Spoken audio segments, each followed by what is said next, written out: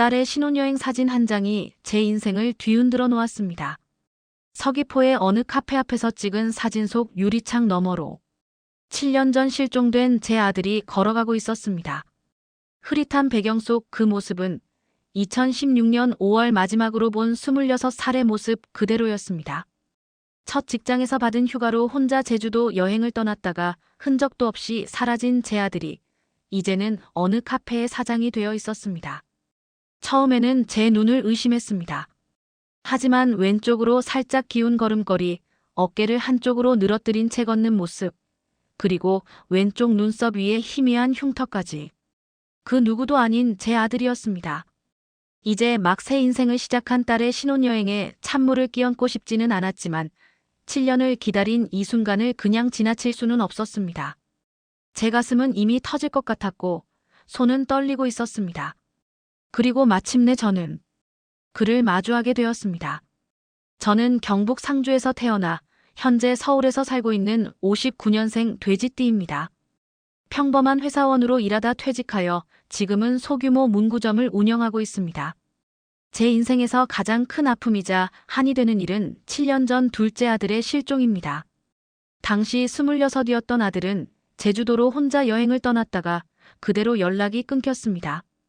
경찰 수사는 미제 사건으로 남았고 저희 가족은 그 후로도 계속해서 아들을 찾아 헤매었습니다. 남들 다 아는 군대도 다녀오고 대학도 졸업하고 첫 직장에서 열심히 일하던 아들이었는데 하늘로 솟았나 땅으로 꺼졌나 단서라고는 찾을 수 없었습니다. 시간이 흘러 이제는 체념하고 살아가려 했습니다. 큰딸이 올해 결혼을 하면서 조금이나마 마음의 위안을 얻으려 했고 평생 잊지 못할 그 슬픔을 조금씩 내려놓으려 노력했습니다. 하지만 운명이란 것이 참 이상한 것 같습니다. 어제 저녁 신혼여행으로 제주도에 간 딸이 보내온 사진 한 장이 제 마음을 다시 뒤흔들어 놓았습니다. 서귀포의 어느 카페 앞에서 찍은 사진 속 배경에 분명 제 아들이 있었습니다. 흐릿하긴 했지만 부모의 직감이라는 게 있습니다. 키며 체형이며 걸음걸이까지. 그 누구도 아닌 제 아들이었습니다. 처음에는 제 눈을 의심했습니다. 간절한 마음에 헛것을 보는 건가 싶었지만 사진을 확대해보고 또 보아도 확신이 들었습니다. 7년이라는 세월이 흘렀지만 그 모습은 분명 제가 그토록 찾아 헤매던 아들이었습니다. 지금 이 순간에도 제 마음은 천근만근입니다. 기쁨인지 불안인지 모를 감정이 가슴을 짓누릅니다. 이제 막 새 인생을 시작한 딸의 신혼여행에 찬물을 끼얹고 싶지는 않지만 그렇다고 이대로 모른 척 넘어갈 수도 없는 노릇입니다. 이 사연을 쓰는 지금도 제 손은 떨리고 눈앞은 흐릿합니다. 7년 전 그날처럼 또다시 심장이 터질 것 같은 불안감이 몰려옵니다. 어떻게 해야 할지 제발 현명한 조언을 부탁드립니다. 2016년 5월 첫 직장에서 1년을 간 넘긴 아들이 휴가를 냈다고 했습니다. 당시 IT 회사에서 일하던 아들은 업무 스트레스가 심하다며 혼자만의 시간이 필요하다고 했죠. 제주도로 떠나기 전날 저녁 식사를 하면서 아들은 평소와 다름없이 웃으며 이야기를 나눴습니다. 아빠, 걱정하지 마세요. 4박 5일 다녀올게요. 제주도 구석구석 다 둘러보고 좋은 사진 많이 찍어 올게요. 그때 마지막으로 아들의 웃는 얼굴을 봤다는 걸 알았더라면 어떻게든 말렸을 텐데. 지금도 그날 밤 현관에서 배낭을 메고 손을 흔들며 나가던 뒷모습이 선명합니다. 첫날과 둘째 날은 정상적으로 연락이 왔습니다. 성산 일출봉도 다녀왔고 만장굴도 구경했다며 사진도 보내왔죠. 셋째 날 오전까지는 카카오톡으로 근황을 전했는데 그날 오후부터 연락이 끊겼습니다. 처음에는 관광하느라 바빠서 그런가 보다 했습니다. 하지만 저녁이 되어도 다음 날이 되어도 연락이 없었습니다. 불안한 마음에 아들의 휴대폰으로 전화를 걸었지만 전원이 꺼져 있었고 숙소로 연락했더니 체크아웃 후 보지 못했다는 답변뿐이었습니다. 마지막 위치는 서귀포 쪽이었다는데 그 이후의 행적은 전혀 찾을 수 없었습니다. 경찰에 실종 신고를 했지만 성인이고 자발적인 여행이었다는 점에서 초기 대응이 아쉬웠습니다. CCTV도 확인하고 해안가도 수색했지만 아무런 단서를 찾지 못했습니다. 통화 기록, 카드 사용 내역 모든 것이 그날 오후 2시경을 마지막으로 끊겼습니다. 당시 아들의 회사 동료들은 업무 스트레스가 심했다고는 했지만 특별히 우울해하거나 자살 징후는 없었다고 했습니다. 오히려 제주도 여행을 기대하며 즐거워했다고. 그래서 더욱 이해할 수 없는 실종이었습니다. 그 후로 수없이 제주도를 다녀왔습니다. 실종자 전단지를 붙이고 지역 주민들을 만나고 경찰서와 병원을 전전했지만 소용없었습니다. 마치 안개 속으로 사라진 것처럼 아들의 흔적은 완벽하게 지워졌습니다. 실종 신고 후 경찰은 수사에 착수했지만 뚜렷한 사고 흔적이나 범죄 증거가 없다는 이유로 수사는 지지부진했습니다. 저희 가족은 직접 발로 뛰기 시작했습니다. 아내는 식당 일을 그만두었고 저는 회사에 한 달간의 휴직을 신청했습니다. 제주도의 모든 게스트하우스와 호텔을 돌아다녔습니다. 아들의 사진을 들고 거리 구석구석을 헤맸죠. 마지막 통화 기록이 있던 서귀포시를 중심으로 반경 5km 내의 모든 상점과 음식점을 방문했습니다. 그때 만난 주민 한 분이 아들과 비슷한 젊은이를 봤다고 했지만 결국 다른 사람이었습니다. 큰딸은 인터넷 커뮤니티와 SNS에 실종 게시물을 올리고 공유했습니다. 수천 명이 게시물을 공유했고 각종 제보가 들어왔지만 모두 오보였습니다. TV 실종자 찾기 프로그램에도 출연했지만 성과는 없었습니다. 한 달이 지나고 두 달이 지나도 진전이 없자 경찰은 수사 인력을 줄이기 시작했습니다. 성인 실종자의 경우 대부분 자발적 실종이라는 말만 되풀이했죠. 저희는 사설 탐정까지 고용했습니다. 예금도 털고 보험도 해약했습니다. 하지만 탐정도 결국 추적이 불가능하다는 결론을 내렸습니다. 제주도 해안가에서 발견되는 신원미상의 시신이 있을 때마다 가슴을 졸이며 달려갔습니다. 다행인지 불행인지 아들은 아니었습니다. 차라리 최악의 상황이라도 확인되었다면 마음을 정리할 수 있었을 텐데 오히려 이런 불확실한 상황이 저희를 더욱 지치게 했습니다. 1년이 지나자 주변에서는 포기하라는 말을 하기 시작했습니다. 이제 현실을 받아들여야 한다고. 하지만 부모의 마음이 어찌 그럴 수 있겠습니까? 명절마다 아들의 생일마다 실종된 날마다 제주도를 찾았습니다. 지갑 속의 아들 사진은 구겨지고 바래졌지만 찾으리라는 희망만은 버리지 않았습니다. 3년이 지나고 5년이 지나면서 저희도 점차 체념하기 시작했습니다. 매일 울던 아내는 이제 한 달에 한 번 정도만 울게 되었고 저도 일상으로 돌아가려 노력했습니다. 경찰서에서는 미제 사건 파일에 먼지가 쌓여갔고 실종자 전단지는 빛바랜 채 찢겨나갔습니다. 그렇게 7년이라는 시간이 흘렀습니다. 아들을 찾지 못한 죄책감과 무력감은 여전했지만 적어도 겉으로는 일상을 살아가는 법을 배웠습니다. 하지만 이번에 딸이 보낸 사진 한 장이 그동안의 체념을 완전히 뒤흔들어 놓았습니다. 올해 초 큰딸이 결혼 소식을 전해왔습니다. 4년간 만난 남자친구와 100년 가약을 맺겠다고 했죠. 예비 사위는 중학교 교사로 딸을 진심으로 아끼는 것이 보였습니다. 저희 가정의 아픔을 알고 있었기에 특히 장인어른의 마음을 헤아리려 노력하는 모습이 고마웠습니다. 결혼 준비 과정에서 가장 마음 아팠던 순간은 가족 사진을 고를 때였습니다. 청첩장에 들어갈 양가 가족 사진을 고르면서 딸이 조심스레 물었습니다. 아빠, 동영이 사진은 어떻게 할까요? 동영이는 제 둘째 아들의 이름입니다. 잠시 침묵이 흘렀고 결국 현재 가족 구성으로만 사진을 넣기로 했습니다. 하지만 식장 영상에는 동영이의 어린 시절부터 성인이 된 모습까지 모두 넣었습니다. 언젠가는 돌아올 거라는 희망을 완전히 버릴 수는 없었으니까요. 결혼식 날짜가 다가오면서 신혼여행 계획도 세웠습니다. 처음에 딸이 제주도를 언급했을 때 저희 부부는 순간 굳어버렸습니다. 딸도 우리의 반응을 예상했는지 재빨리 다른 후보지를 이야기했지만 오히려 제가 먼저 괜찮다고 했습니다. 제주도로 가거라. 좋은 곳이니까. 아버지 마음 신경 쓰지 말고. 사실 속마음은 복잡했습니다. 그곳에서 아들을 잃었지만 그렇다고 우리나라에서 가장 아름다운 섬을 딸에게 금지할 수는 없었습니다. 게다가 요즘은 제주도가 많이 발전해서 관광 인프라도 좋아졌다고 하고 무엇보다 딸의 행복한 시작을 방해하고 싶지 않았습니다. 신혼여행 일정은 5박 6일. 아들이 떠났던 4박 5일보다 하루 더 긴 일정이었습니다. 렌터카도 예약하고 숙소도 미리 잡아두었다고 합니다. 예전과 달리 이제는 모든 게 스마트폰으로 가능하다며 딸이 자랑스레 보여주었죠. 결혼식은 순조롭게 진행되었습니다. 딸이 웨딩드레스를 입고 제 팔짱을 끼고 입장할 때는 눈물이 날 것 같았습니다. 하필 동영이가 실종된 5월, 그것도 비슷한 날짜에 결혼식을 올리게 되어 마음이 더 복잡했지만 겉으로는 행복한 미소를 지었습니다. 식을 마치고 신혼여행을 떠나는 딸을 배웅하면서 특별히 당부했습니다. 사진 많이 찍어서 보내주렴. 아빠는 너희들 사진 보는 게 제일 좋으니까. 그때까지만 해도 몰랐습니다. 제 이 기로운 부탁이 예상치 못한 진실과 마주하게 될 줄은. 신혼부부는 제주도에 도착하자마자 첫 사진을 보내왔습니다. 공항에서 찍은 사진이었죠. 렌터카를 받아 성산 일출봉으로 향한다는 메시지와 함께요. 저는 최대한 밝은 목소리로 조심히 다녀와라라고 답장을 보냈습니다. 첫날은 동부 해안을 따라 관광했다는 사진들이 왔고 둘째 날은 중문단지 근처에서 보낸다고 했습니다. 그리고 어제 저녁 운명처럼 그 사진이 전송되었습니다.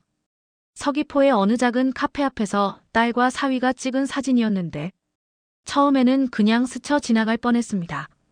하지만 사진 속 배경, 카페 유리창 너머로 지나가는 한 남자의 모습이 눈에 들어왔습니다. 흐릿하게 찍혔지만 그 순간 제 심장이 멈춘 것 같았습니다. 떨리는 손으로 사진을 확대해 보았습니다. 검은색 티셔츠에 청바지를 입은 남자. 왼쪽으로 살짝 기운 걸음걸이. 어깨를 한쪽으로 늘어뜨리고 걷는 모습까지 분명 동영이의 특징이었습니다. 진정하려 애썼지만 가슴이 터질 것 같았습니다. 급히 아내를 불러 사진을 보여주었습니다. 여보, 이거 봐요. 이 사람. 동영이 같지 않아요? 아내도 한참을 들여다보더니 갑자기 눈물을 쏟았습니다. 말로 표현할 수 없는 그 순간, 우리 부부는 서로를 부둥켜 안고 흐느꼈습니다. 하지만 곧바로 현실적인 의문이 들었습니다. 7년이란 세월이 흘렀는데 이렇게 우연히 마주칠 수 있다는 게 가능한 일일까요? 게다가 실종 당시와 너무나 비슷한 모습이라는 것도 의아했습니다. 사진을 더욱 자세히 살펴보았습니다. 카페 이름은 블루하버였고 간판에는 영어로만 써 있었습니다. 그리고 유리창에 비친 바다가 보였습니다. 서귀포 바닷가 근처의 카페임이 분명했습니다. 딸에게 바로 물어보고 싶었지만 참았습니다. 갓 시작한 신혼여행에 찬물을 끼얹고 싶지 않았기 때문입니다. 대신 최대한 자연스럽게 물었습니다. 카페 분위기가 예쁘네. 어디 근처야? 딸은 중문관광단지에서 서귀포 시내 쪽으로 가는 길에 있는 카페라고 답했습니다. 정확한 위치는 자신도 잘 모르겠다면서 길을 걷다가 우연히 발견한 곳이라고 했죠. 그날 밤 저는 한숨도 자지 못했습니다. 컴퓨터로 사진을 확대하고 또 확대하면서 밤을 지새웠습니다. 의심과 확신이 교차하는 가운데 한 가지 결심을 하게 되었습니다. 반드시 이 단서를 놓치지 말아야 한다는 것이었습니다. 밤새 뜬 눈으로 사진을 들여다보면서 수많은 생각이 머릿속을 스쳐 지나갔습니다. 이성적으로 생각하면 말도 안 되는 일이었습니다. 7년이라는 세월이 흘렀는데 그 모습 그대로일 리가 없었죠. 하지만 부모의 직감은 계속해서 저를 흔들어댔습니다. 아침이 되자 저는 출근도 못하고 문구점 문도 열지 않았습니다. 아내와 둘이서 사진을 놓고 토론했습니다.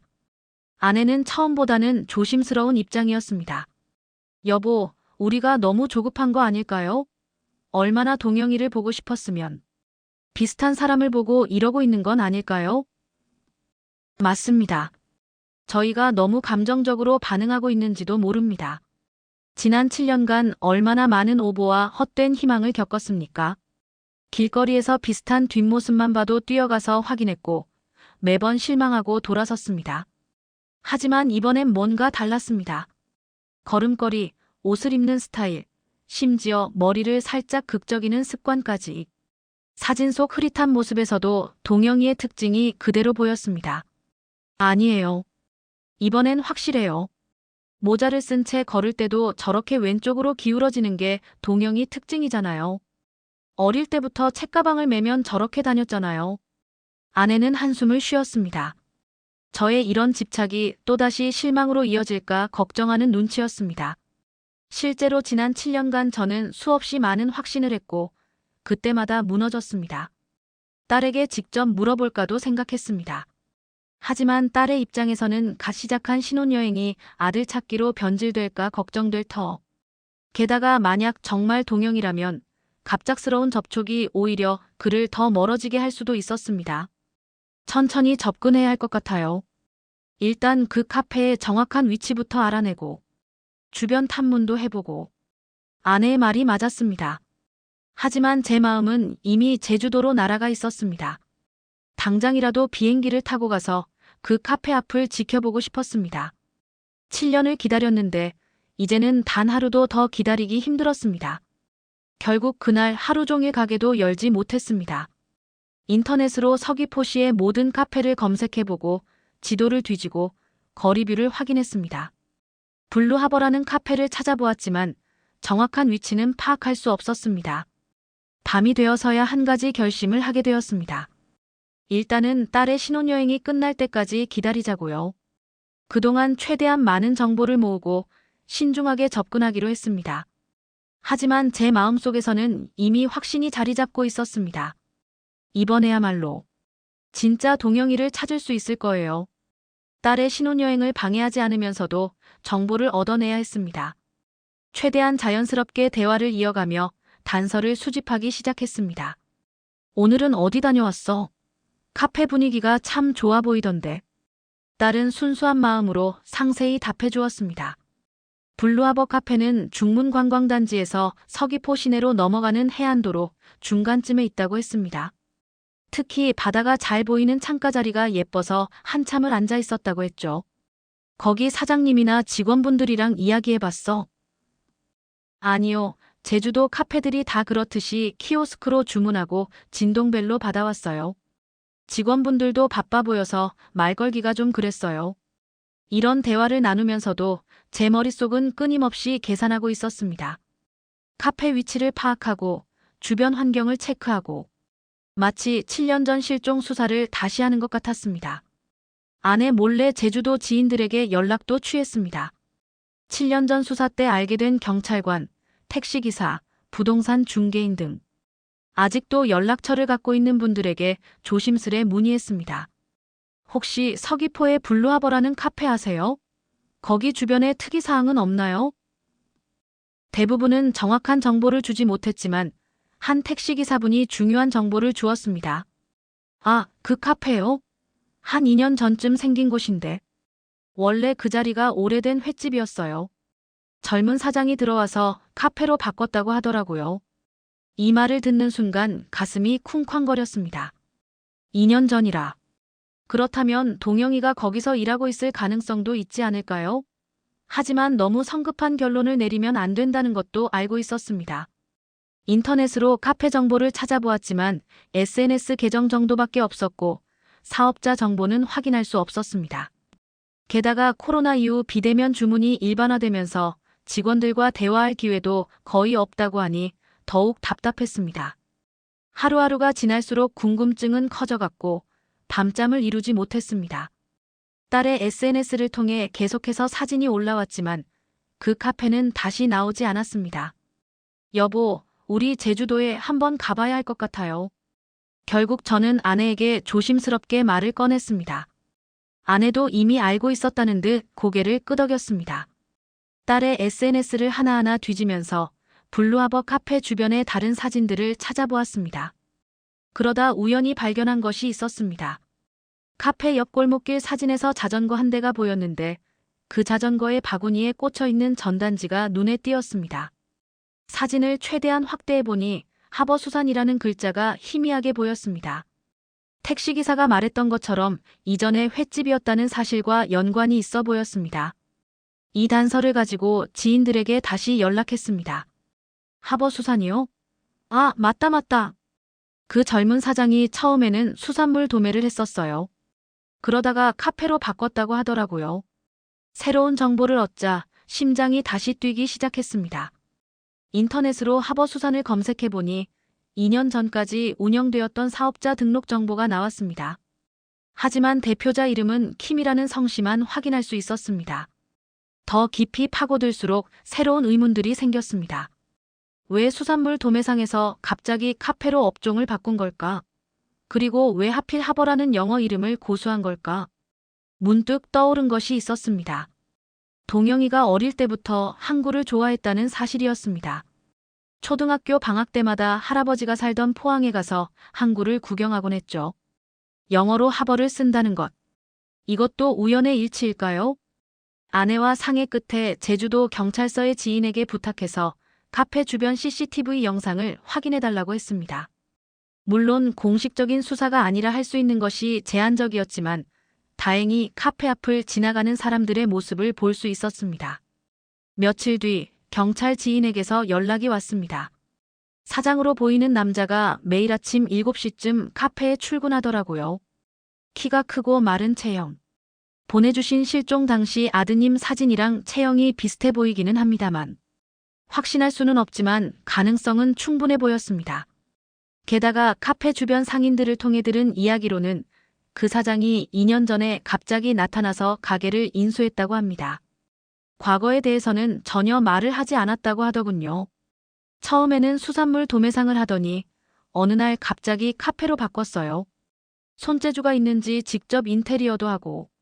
그런데 참 이상한 게 카페 이름을 영어로만 써놓고 한글은 아예 안 쓰더라고요. 이런 정보들이 모이면서 저의 확신은 더욱 커져갔습니다.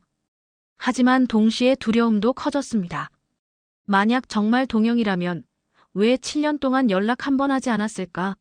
그리고 만약 그가 동영이가 아니라면 이 모든 노력이 또다시 허상이 되는 건 아닐까? 모든 정보를 취합한 후 저는 가족들과 상의하기로 했습니다. 큰딸의 신혼여행이 끝나기를 기다려 가족 회의를 소집했습니다. 거실에는 무거운 침묵이 감돌았습니다. 아빠, 제가 찍은 사진 때문에 이런 고민을 하게 해서 죄송해요. 딸이 먼저 입을 열었습니다. 아니다. 내 덕분에 새로운 희망이 생겼어. 오히려 고마워. 제가 대답했지만 사위는 걱정스러운 표정이었습니다. 장인어른, 저도 동영이 형님 사진을 봤습니다. 확실히 비슷해 보이기는 하지만 혹시 실망하시면 어쩌나 걱정됩니다. 아내는 한동안 말없이 있다가 조심스럽게 의견을 냈습니다. 여보, 이번에는 신중하게 접근했으면 좋겠어요. 지난번처럼 성급하게 판단했다가 실망하면 우리 모두 감당하기 힘들 것 같아요.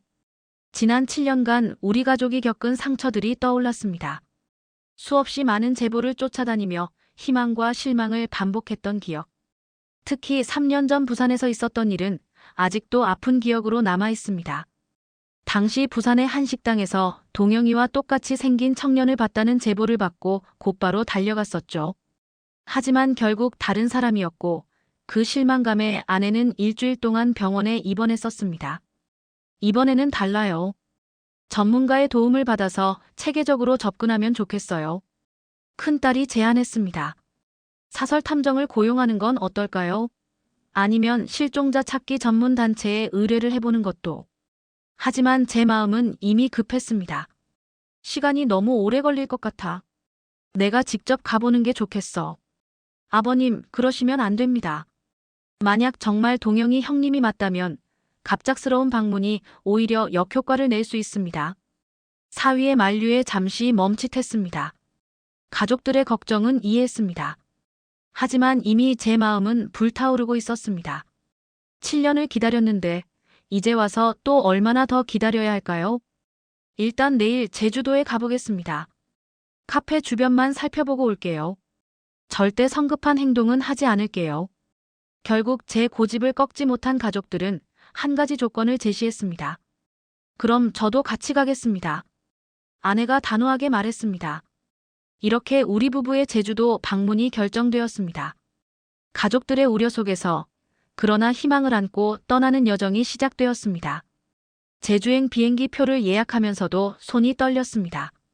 아내와 저는 최대한 자연스럽게 보이기 위해 관광객을 가장하기로 했습니다.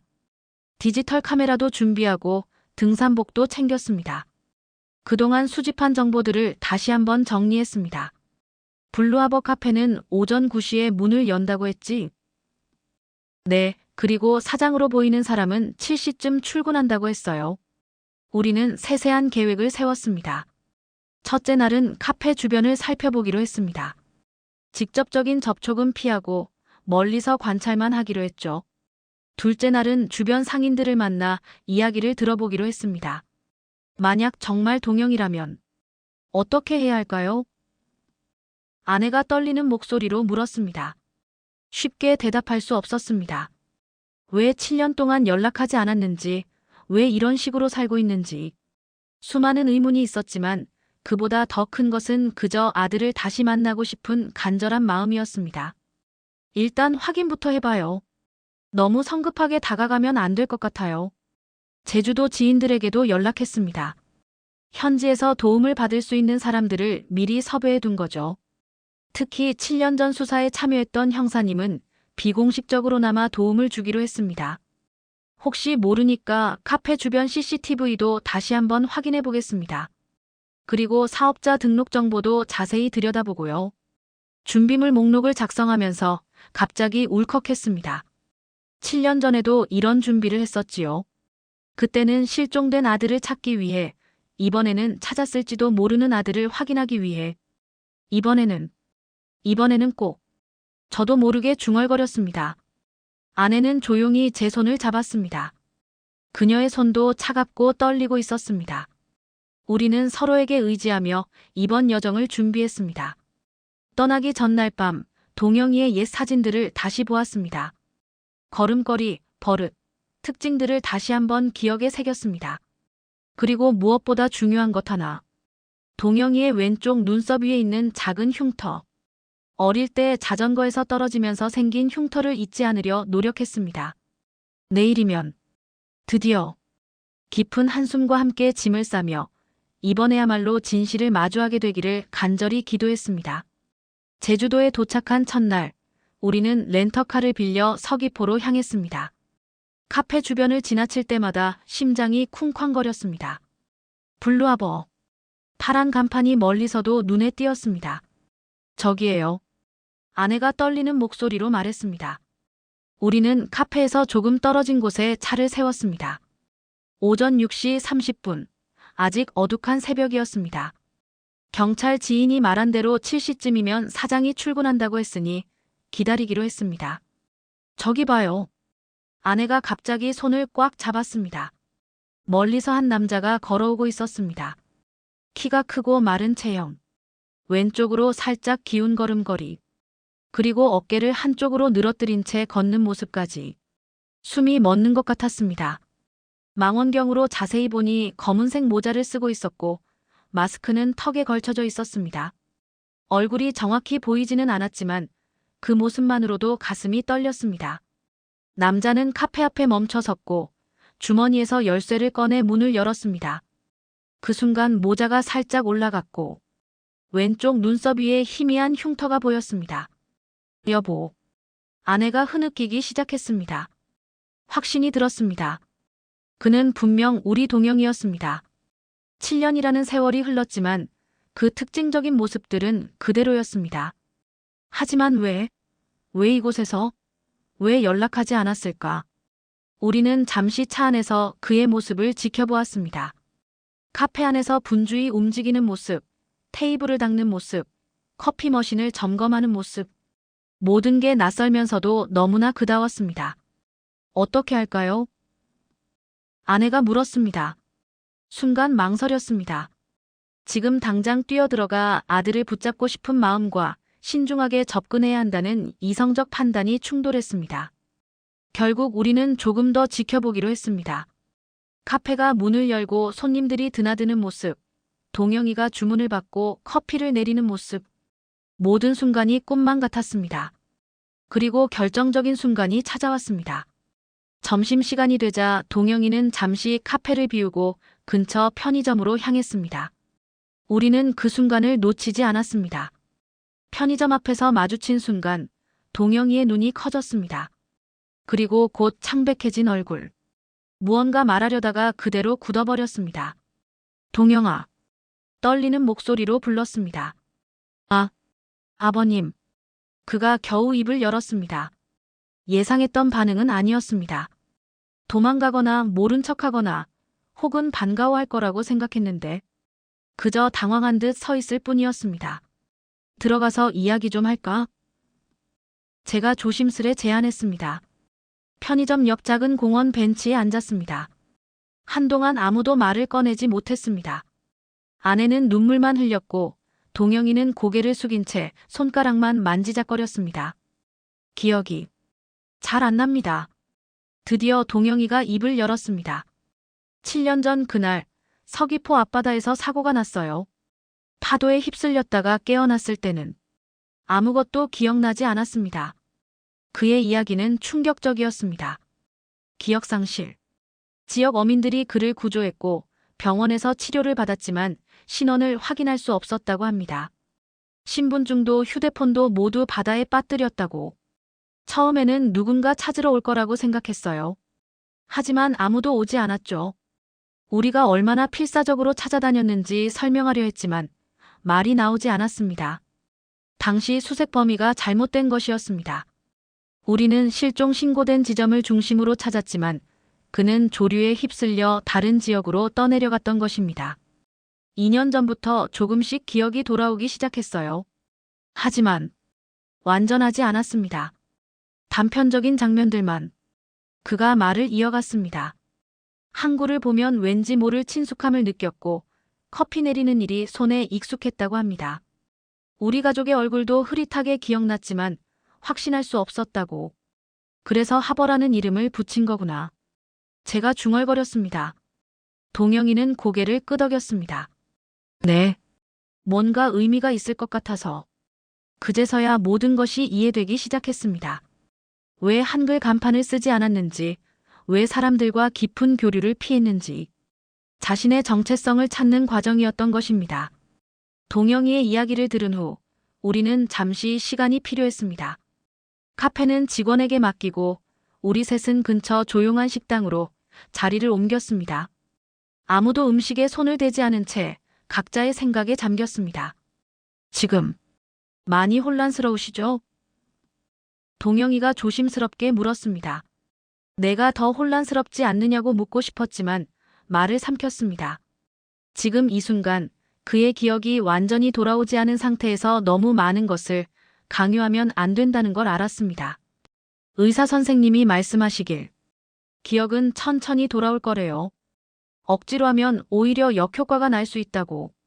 아내가 떨리는 손으로 가방에서 사진첩을 꺼냈습니다.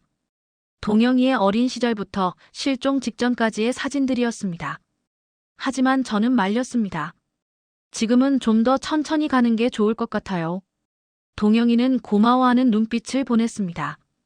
그리고 자신의 현재 상황을 설명했습니다.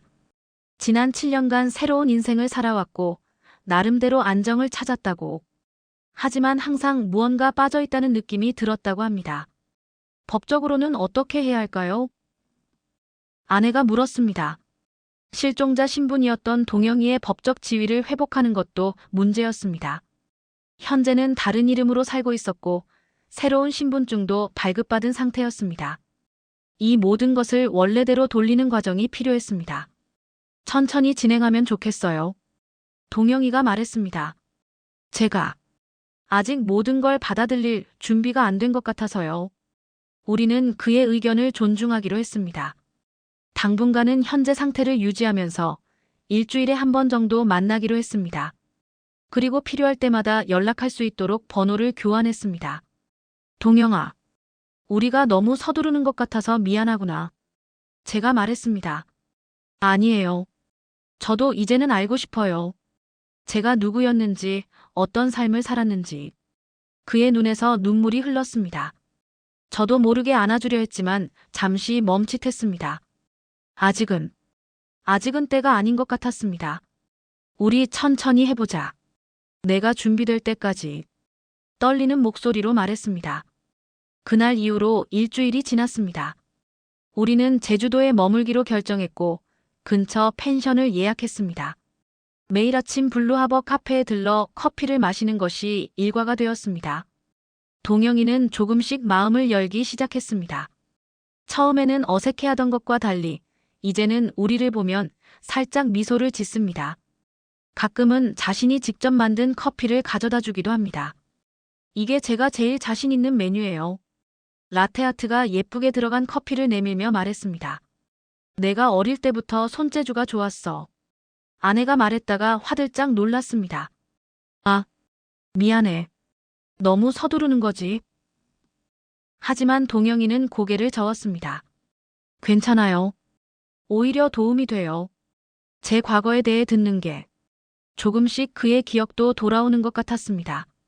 어제는 갑자기 물었습니다. 혹시 제가 어릴 때 포항에 자주 갔나요? 그래. 할아버지가 거기 계셨거든. 방학만 되면 항구에 가서 말하다가 멈췄습니다. 너무 많은 정보를 한꺼번에 주는 것이 좋지 않다는 의사의 조언이 생각났기 때문입니다. 동영이는 수첩에 뭔가를 적고 있었습니다. 나중에 보니 자신의 과거에 대한 단서들을 하나하나 기록하고 있더군요. 마치 퍼즐을 맞추듯이. 지금 카페 한켠에 있는 그 낡은 의자. 제가 직접 수리했어요. 손끝에 익숙한 감각이 있더라고요. 그 말을 듣는 순간 저는 깨달았습니다. 동영이가 고등학생 때 취미로 목공을 배웠었지요. 그때의 감각이 아직도 남아있는 걸까요? 하루는 동영이가 조심스레 물었습니다. 혹시 제 동생이나 형이 있나요? 응, 내가 둘째였어. 큰딸. 그러니까 내 누나가 있어. 아, 그래서 신혼여행 사진에서 동영이의 눈이 촉촉해졌습니다. 무언가를 기억해낸 것 같았지만 더 이상 말하지는 않았습니다. 우리도 묻지 않았습니다. 그의 페이스를 존중하기로 했으니까요. 이렇게 하루하루가 지나갔습니다. 때로는 답답하고 조급한 마음이 들었지만 천천히 가는 것이 최선이라는 걸 알았습니다. 동영이의 미소가 조금씩 편안해지는 것을 보는 것만으로도 행복했습니다. 동영이와의 재회 이후 우리는 현실적인 문제들과 마주해야 했습니다. 가장 시급한 것은 법적 절차였습니다. 7년간 실종자로 등록되어 있던 동영이의 신분을 회복하는 일이 필요했습니다. 현재 사용하시는 신분으로는 각종 제약이 있을 수 있습니다. 법률 자문을 구한 변호사의 말씀이었습니다. 더구나 복잡한 것은 카페 운영 문제였습니다.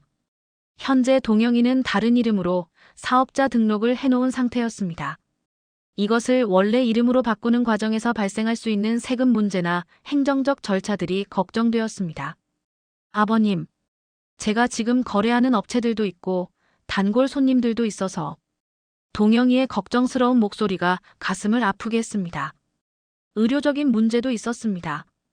기억상실에 대한 치료를 어떻게 진행할 것인지, 갑작스러운 기억 회복이 그에게 어떤 영향을 미칠지, 전문의와의 상담이 필요했습니다. 기억은 서서히 돌아올 겁니다.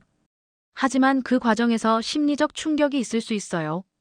전문적인 케어가 필요합니다. 정신과 전문의의 소견이었습니다. 가족들과의 관계 회복도 신중하게 접근해야 했습니다. 특히 큰딸의 경우 동영이를 찾은 것은 기뻤지만 동시에 복잡한 감정을 느끼고 있었습니다. 동생이 돌아와서 너무 기쁜데 한편으로는 이상해요. 제가 기억하는 동영이와 지금의 동영이가 달라서 무엇보다 동영이 자신이 겪는 혼란이 가장 컸습니다. 7년간 쌓아온 새로운 삶과 되찾은 과거 사이에서 그는 갈등하고 있었습니다. 가끔은 제가 누구인지 혼란스러워요. 지금의 제가 진짜인지 아니면 예전의 제가 진짜인지. 이런 복잡한 문제들을 하나하나 해결해 나가야 했습니다. 너무 서두르지 않되 필요한 것들은 차근차근 진행하기로 했습니다. 이제 겨우 찾은 아들을 다시 잃고 싶지 않았기 때문입니다. 동영아, 우리가 항상 내 곁에 있을게. 내가 결정하는 대로 따를게. 아내가 떨리는 목소리로 말했습니다. 동영이는 잠시 생각하더니 대답했습니다. 조금만 시간을 주세요. 제가 정리할 게 많아서요. 우리는 그의 말에 고개를 끄덕였습니다. 시간이 얼마나 걸리든 우리는 기다릴 준비가 되어 있었습니다. 한 달이 지난 후 우리는 가족 회의를 열었습니다. 서울에서 큰딸 가족이 제주도로 내려왔고 동영이의 카페 2층 사무실에 모였습니다. 처음으로 온 가족이 한자리에 모인 순간이었습니다. 먼저 제 생각을 말씀드리고 싶습니다. 동영이가 조심스럽게 입을 열었습니다. 지난 한 달 동안 많은 생각을 했어요.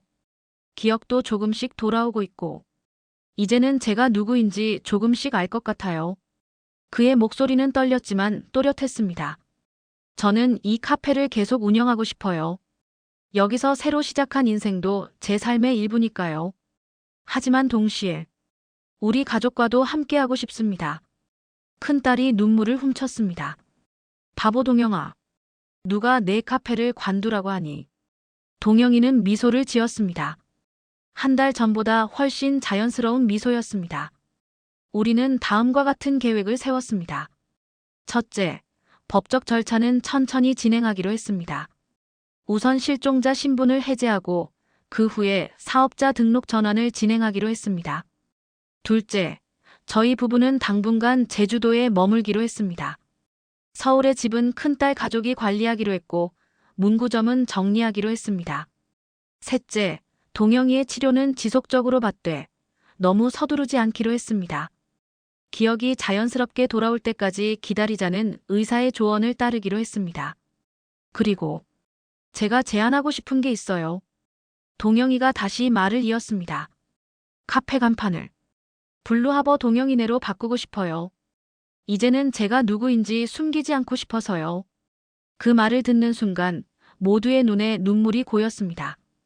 동영이가 자신의 정체성을 받아들이기 시작했다는 신호였기 때문입니다. 바보같이. 왜 영어로만 써놨어? 큰딸이 울먹이며 말했습니다. 누나, 이제 와서 그런 말 하지 마요. 덕분에 제가 여기 있는 거잖아요. 처음으로 동영이가 누나라고 불렀습니다. 자연스럽게 마치 예전처럼. 우리 가족은 새로운 시작을 맞이했습니다. 완벽하지는 않지만 함께라면 모든 것을 이겨낼 수 있을 것 같았습니다. 그로부터 3개월이 지난 지금, 저는 이 사연을 적으며 많은 생각이 듭니다. 블루하버 동영이네 카페는 이제 서귀포의 명소가 되었습니다. 아들의 실종과 재회 이야기가 알려지면서 많은 사람들이 찾아오고 있죠. 동영이의 기억은 80% 정도 돌아왔다고 합니다. 가끔 과거의 단편적인 기억들이 떠오르면 저희에게 확인하곤 합니다.